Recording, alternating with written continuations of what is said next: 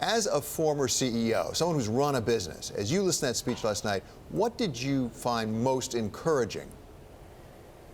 Well, I saw a president hitting his stride last night as the leader of the free world. I see the president laying out last night his vision for getting the economy going, which he said is job one. Also saying that we're going to re-engage with the world on many fronts, the trade front as well as the political front. So I was very encouraged by his sense of leadership last night. Were you at all concerned about the lack of specifics? Not at all. I think at this point, 5 weeks in, what he needs to do is set the vision. We've been meeting with some of his cabinet members that have been appointed so far, and there are a lot of details being worked out behind that. But last night, we saw him lay the priorities out there with regard to getting the economy going and also how to re-engage with the rest of the world. So I give him high marks for doing that last night. As you say, it's only 5 weeks in. At the same time, we have an election coming up, next year in 2018. Doesn't he have a limited period of time in which to really make hay? Absolutely, David. And what I see right now is a White House that's moving at a business pace, not at a government pace. And I think you're going to see that continue. What we need to do is get Congress to catch up. I mean, he can't even have a staff meeting yet, David.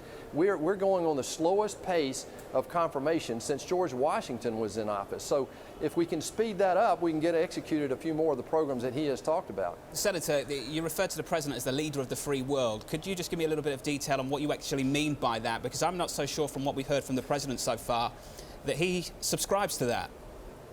Well, he's got to take care of job one, and job one is getting America healthy again. The rest of the world needs America to be healthy again, and we've got to get this economy going. You guys have been talking about how the markets are responding to his actions so far.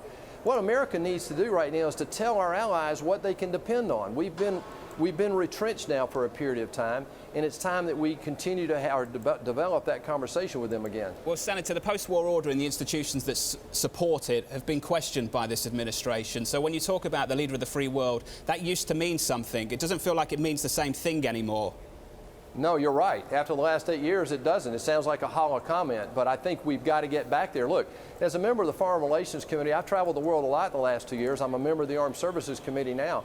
Leaders in foreign countries want one thing, and that is America to lead again. That doesn't mean they want our armed services there with 100,000 troops in Syria. What it means is they want us to re-engage again to solve these hotspot problems around the world with them. So, Senator, again, to apply your business acumen to what you're facing right now in Congress, in order to get things done, let's talk specifically about tax reform.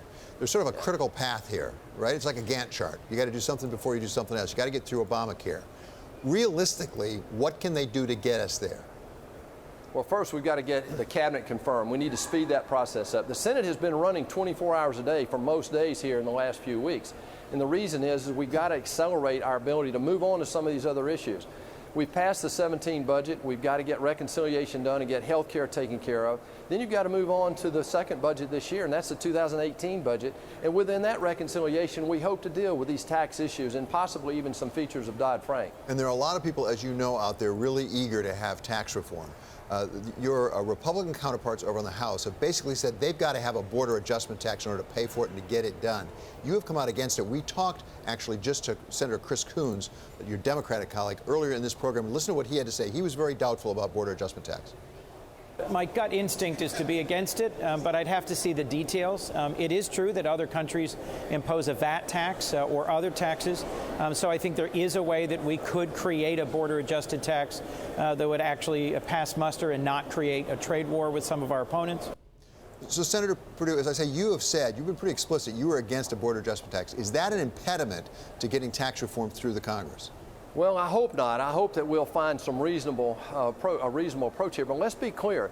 The purpose of the border adjustment tax is only to pay for the tax changes in the corporate tax rate and the repatriation tax reduction, and also to simplify the individual tax code. Those are three things that will actually grow the economy.